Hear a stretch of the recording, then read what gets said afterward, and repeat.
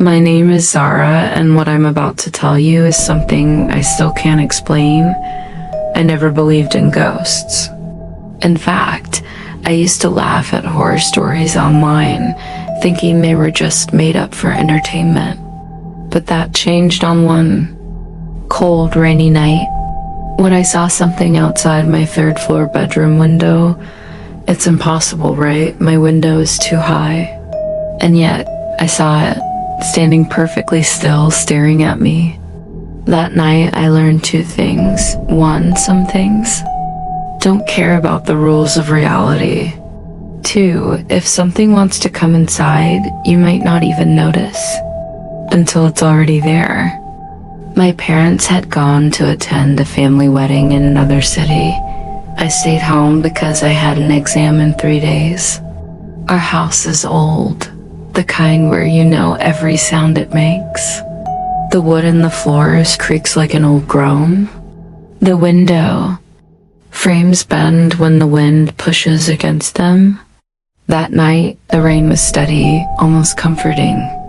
I made myself a cup of tea, sat down at my desk, and opened my laptop. The glow from the screen lit my room in a soft blue light. Everything felt peaceful until the sound began. It was close to midnight when I first heard it, a faint tapping on my window. At first, I thought it was just a branch hitting the glass, but there were no trees anywhere near my floor.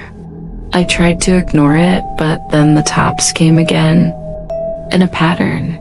3 slow taps, 2 fast taps, silence. It felt deliberate, like someone was trying to get my attention. I stood slowly, my chair scraping against the floor. My heart was pounding in my ears.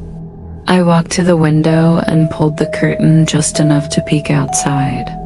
In the dim streetlight below, I could barely make out the outline of a figure. Standing still, head tilted up toward me. I blinked, trying to focus. The figure didn't move. I turned on my desk lamp, light spilling across the glass, but when I looked again, it was gone. I told myself I was just tired. Maybe I imagined it.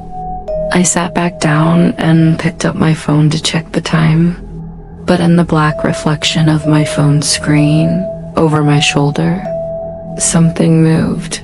I spun around so fast my chair tipped. The room was empty, but the air felt heavier, colder, like someone was in the room with me. I got up, locked my bedroom door, and shut the curtains completely. I wrapped myself in a blanket, trying to calm down. Then I saw it, a shadow slowly sliding across the narrow gap under my door. It didn't move like a person walking. It glided. I held my breath. The shadow stopped, right at my door. Somehow, I found the courage to unlock the door and step into the hallway. The air outside my room was ice cold. At the far end of the hall, just where the light didn't reach, stood a tall figure. Its face was swallowed in darkness. Except for its eyes, they weren't human. They glowed pure white.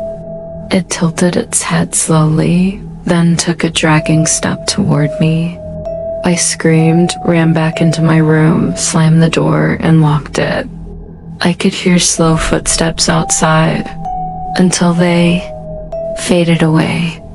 When my parents came back in the morning, I told them everything. They thought it was stress from studying too much, but I needed to be sure, so I checked the security camera footage. There was nothing. No one had entered the house. Relieved, I went back to my room, but when I reached my window, I froze. On the inside of the glass, in the faint condensation from the rain, was a sentence written in shaky letters. Last night, you were watching me. I had shut the curtains, which means whatever it was, it had been inside the whole time.